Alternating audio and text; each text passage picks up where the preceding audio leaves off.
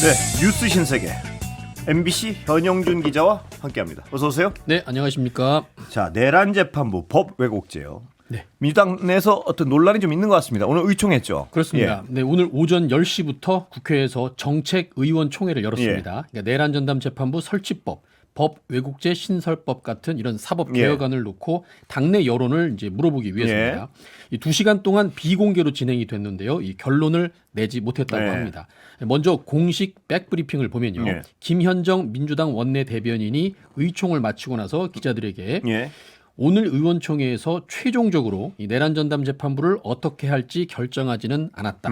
이 전문가들의 자문이라든가 각계 각층 의견들도 수렴해서 다음 의원총회에서 다시 내용을 더 논의하기로 했다. 이렇게 밝혔습니다.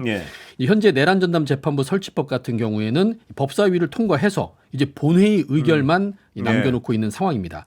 그런데 국민의힘을 비롯해서 야권, 사법부 일각에서 위헌 논란이 계속 제기돼 왔습니다.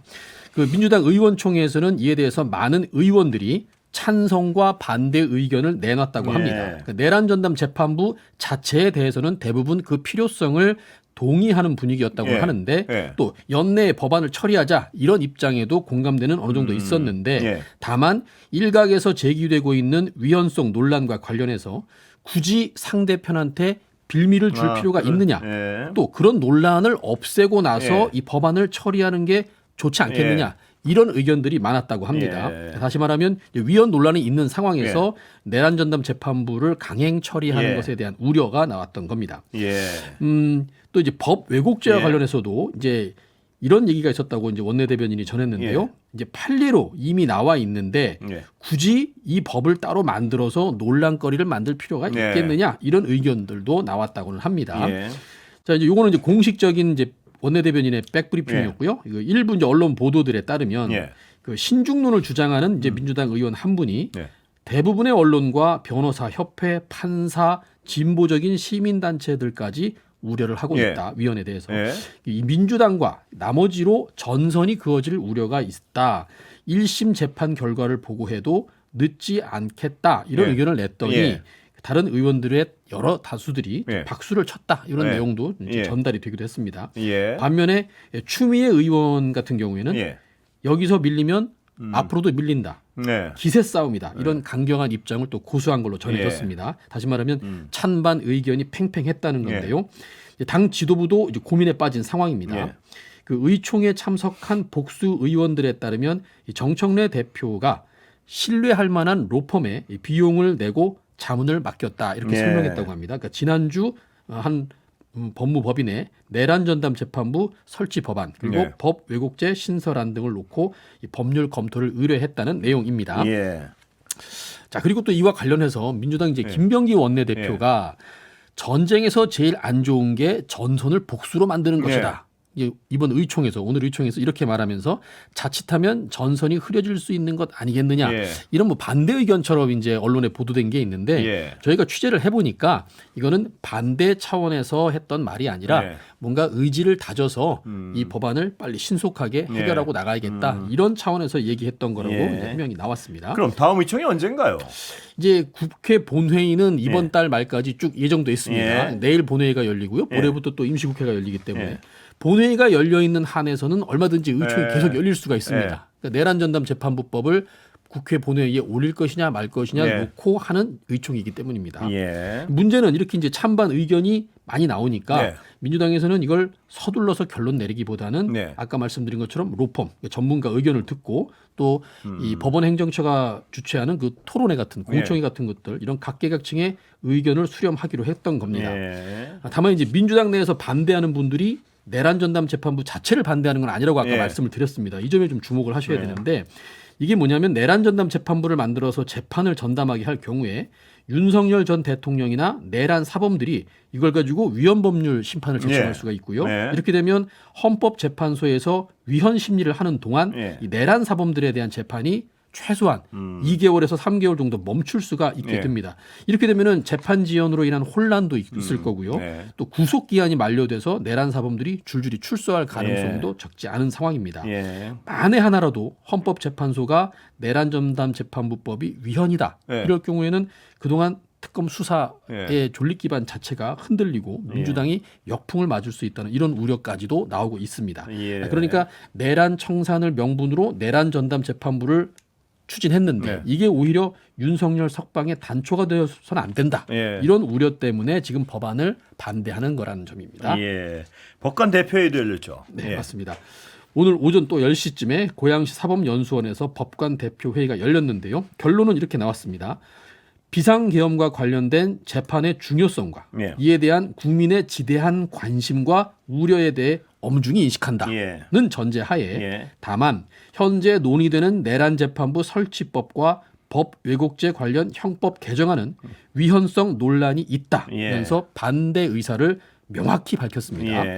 이 원래 오늘 정기회의에는 이런 내란 전담 재판부 같은 안건은 없었는데요. 현장에서 사안의 중대성, 시급성 때문에 현장에서 발의돼서 가결됐다고 합니다. 이 법관회의 관계자는 관련 논의의 시급성에 비춰서 위헌성에 대한 의견 표명이 필요하다. 이런 의견도 있었고요.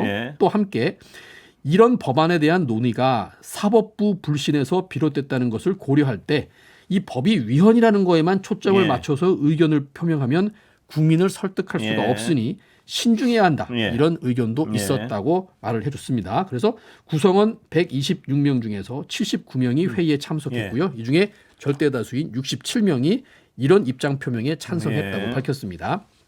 결국은 지대한 관심과 우려는 엄중히 인식하지만 이런 내란재판부 설치법엔 반대한다는 거죠. 자, 전국 법관 대표회의는 원래 각급 법원에서 선출된 대표 판사들이 모인 회의체입니다. 그래서 사법행정이나 법관 독립에 관한 의견 표명을 하는 그런 역할을 하는 건데요. 지난주 금요일에는 고위 법관들이 모였습니다. 전국 법원장 회의가 열렸었는데요. 여기에서도 내란 전담 특별재판부 설치와 법 왜곡죄 신설 이런 사법개혁 추진 법안을 두고 위헌성이 크다는 우려가 나왔습니다. 지금 상황을 정리해 보면요. 본회의 통과를 목전에 둔 내란 전담 재판부 설치법이 국민의힘과 사법부의 강한 반발 여기에 여권 내에 신중론까지 나오면서 일단 숨고르기에 들어간 것으로 숨고르기에 들어갔다. 이 정도 표현이 딱 맞는 것 같군요.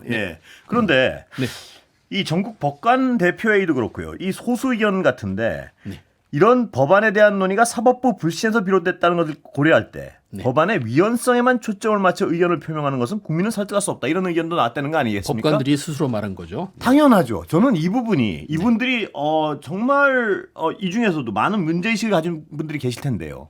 그 법관들이 모이면 조희대 대법원장의 행위, 유죄 취지 파기환송, 아주 이례를 거듭한 그런 행위에 대한 분명한 사과나 분명한 국민들에 대한 우려, 국민들의 우려에 대한 어떤 인식 이런 걸 보여주고 나서 이건 위헌 가능성이 있으니까 신중해야 한다고 하면 혹은 그 지도부의 책임을 묻고 나서 스스로가 그럼 국민들이 누가 이걸 안 받아들이겠습니까? 그런데 정작 자기들이 했던 한 행위, 그러니까 자기 지도부가 한 행위에 대해서 아주 미온적으로 반응하면서 뭘 그래서 고치자 그러면 굉장히 이렇게 단합해서 얘기하고 이게 국민들 설득이 될까요? 저는 굉장히 의심스럽습니다. 오늘 이 전국 법관 대표의 결론도 보면요. 분명히 일부 판사들은 자신들의 그동안의 행동에 대해서 반성을 해야 한다는 의견들이 분명히 있었을 겁니다. 그렇지만 아까 말씀드린 것처럼 이건 가결이 돼야 공식적으로 나오는 의견 입장이기 표명이 안 때문에. 나오니까 가결이 안 됐다는 거겠죠. 그렇습니다.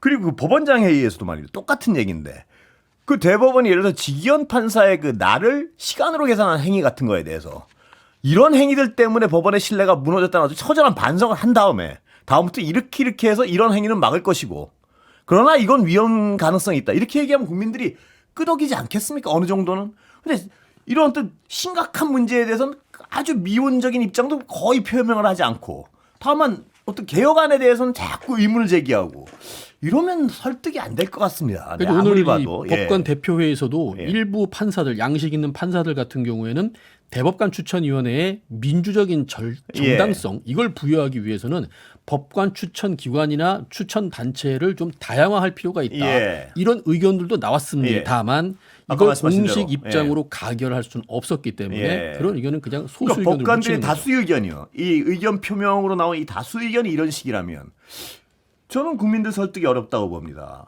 이 늘 어떤 자신들의 국민들의 개혁 요구하는 부분에 대해서 미온적이면 그럼 어떻게 국민들은 신뢰를 하겠습니까? 거기에 대한 분명한 자기 반성적 입장 표명이 없이 우려만 표명하면 국민들 설득은 전 잘 안 된다고 봅니다. 물론 정치권에서 위헌 부분에 대해서는 많이 신중히 가야겠지만요. 네. 예, 그렇습니다. 자, 그런데 대통령실은 어떻습니까? 네, 그동안 이제 내란 전담 재판부 설치와 관련해서 예. 아까 말씀드린 그 위헌 논란 때문에 당과 대통령실 사이에 이게 조율이 잘 안 되는 거 아니냐 예. 이런 또 얘기들이 있었습니다. 예. 이에 대해서 이제 어제 이재명 정부 6개월 성과 보고 기자간담회가 있었는데요. 여기서 우상호 정무수석이 정리된 입장을 처음 내놨습니다. 우수석 얘기는요. 당과 대통령실 간의 공감대를 형성했던 내용은 내란 전담 재판부를 추진하는데 원칙적으로 생각을 같이 한다. 네. 다만 위헌 소지가 최소화될 수 있는 범위 내에서 추진한다는 정도의 네. 공감대가 있다. 네. 이렇게 지금 얘기를 했습니다. 그러면서 현재 진행 중인 내용들은 당에서 여러 가지 내부견의 차이들을 극복하고 조율해서 통일된 안을 만드는 과정으로 이해하고 있다. 이렇게 설명했습니다. 예. 한마디로 말하면 내란 전담 재판부 설치는 맞다. 다만 위헌 논란은 피해야 한다. 이렇게 정리할 수 있을 것 같습니다. 대비를 철저히 하자 뭐 이 정도인가요, 그러니까? 그렇습니다. 예. 이 때문에 지금 민주당으로서는 예. 위헌 논란을 차단할 수 있는 내란 전담 재판부 설치법 이 예. 묘수를 찾아야 하는 숙제를 예. 받게 됐습니다. 예. 자, 특검 수사로 가볼까요? 네. 김건희 씨 관련 수사는 어떻게 돼가고 있습니까? 도이치모터. 예. 네, 그 도주 한 달여 만에 붙잡힌 그 기억나실 겁니다. 난 진심으로 내가 걱정돼 이 문자의 주인공이죠. 주포 이모 씨가 특검 조사에서 이 김건희 씨한테 불리한 증언을 내놨습니다. 예. 이 씨는 특검 조사에서 이제 2010년 10월 11월에 이루어진 김건희 씨 대신증권 계좌 통정 매매 의혹에 예. 대해서 김건희 씨가 연루됐을 것 같다 이런 취지로 진술을 한 겁니다. 이 당시 거래는요 주가 조작 일당이 문자를 주고받은 지 7초 만에 매도 매수가 체결이 돼서 이른바 우리가 7초 매매라고 부르는 거래들입니다. 이 당시에 김건희 씨가 주가 조작을 인지했는지 그렇지 않은지 여부가 유무죄를 가르는 핵심 쟁점으로 꼽히는 상황입니다. 그런데요, 이제 이 씨가 옛날에 검찰, 그러니까 과거 서울중앙지검에서 같은 동일한 사건으로 조사받았을 때는 전혀 다른 진술을 했습니다. 당시 검찰이 물어보니까 주포 이정필 씨가 기획한 시세 조종에 대해서 김건희 씨가 인지하고 있었냐 이렇게 물어보니까 이때는 김건희는 피해를 본 사람이라고 생각한다. 예. 김건희는 통정 매매인 것을 알지 못했을 것이다. 이렇게 이 씨가 진술을 했었거든요. 그래서 검찰이 뭐 다들 기억하시겠지만 작년 10월 기자회견까지 열어서 김건희 씨를 무혐의 처분을 했을 때 바로 그 근거가 이런 이 씨를 비롯한 관련자들의 진술을 주요 근거로 삼았었습니다. 김건희 씨는 몰랐다. 이런 거죠. 자, 그런데 왜 이제 와서 이 씨가 진술을 바꿨느냐? 자, 법조계에선 특검이 구체적인 증거들을 많이 확보했기 때문이라고 보고 있습니다. 그러니까 검찰은 확보하지 못했지만 특검이 확보한 증거. 대표적인 게 김건희 씨하고 이 씨 사이에 오고 갔던 카카오톡 메시지입니다. 이 방대한 양을 확보했는데요. 그 문자들을 보면 뭐 김건희 씨와 이 씨가 사적으로 뭐 은밀히 나눈 그런 메시지도 있고 또 도이치모터스 주가나 주포로 알려진 이정필 씨와 관련해서 나눈 대화를 비롯해서 수백 건에 달하는 메시지를 확보를 한 겁니다. 이것들이 특검이 갖고 있는 새로운 증거들이고요. 이것 때문에 이 씨가 결국은 진술을 바꿀 수밖에 없지 않았겠는가 이렇게 지금 설명이 가능하고요. 특검팀은 오늘 이 씨를 도이치모터스 주가 조작 관련 자본시장법 위반 혐의로 구속 기소했습니다. 네. 자, 민중기 특검이요. 통일교와 민주당 인사들을 지원했다는 의혹도 수사한다고요. 네. 네, 김건희 특검팀이 통일교가 국민의힘뿐만 아니라 민주당을 지원했다는 의혹을 들여다보고 있다고 오늘 공식적으로 밝혔습니다. 오정희 특별검사보가 기자들과 만나서 이제 윤영호 전 통일교 세계본부장이 진술했던 내용들에 관해서 내사 사건 번호를 부여해 사건 기록으로 만들었다 이렇게 공식적으로 전달했습니다. 다만 특검법상 수사 대상에 해당하지 않아서 다른 수사기관으로 인계할 예정이라고 하는데요. 이제 오 특검보는 그 진술 내용이 다시 말하면 윤영호 전 통일교 세계본부장의 진술 내용이 인적, 물적, 시간적으로 볼 때 명백히 특검법상 수사 대상에 해당하지 않아서 인계할 예정이다 이렇게 설명을 했습니다. 이 논란이 이제 넉 달 전으로 거슬러 올라갑니다. 올해 8월 이 통일교 윤영호 씨가 문재인 정부 시절 민주당 의원 2명에게 수천만 원을 줬다고 특검팀에 밝히면서 잃었던 사실이 뒤늦게 드러났습니다. 이게 지난주 금요일 열린 재판에서도 윤영호 씨가 20대 대선 전, 그러니까 2022년 2월이죠. 국민의힘뿐만 아니라 민주당과도 접촉을 시도했다. 네. 권성동만이 아니라 수많은 사람을 만나야 했다며 한쪽에 치우쳤던 게 아니고 양쪽 모두 어프로치했다, 네. 접근했다 이렇게 주장을 했는데요. 심지어 2017년에서 21년에는 국민의힘보다 민주당과 가까웠다. 현 정부의 장관급 4분에게 접근을 했고 네. 이 중 2분은 총재에게도 왔다 갔다. 그러니까 총재는 이제 한학자 총재를 말하는 네. 거겠죠. 그래서 통일교 윤영호 전 본부장이 이런 사실을 지난 8월에 특검팀한테 다 털어놨다. 네. 그리고 수사 보고서에도 적혔다. 이렇게 주장을 했습니다.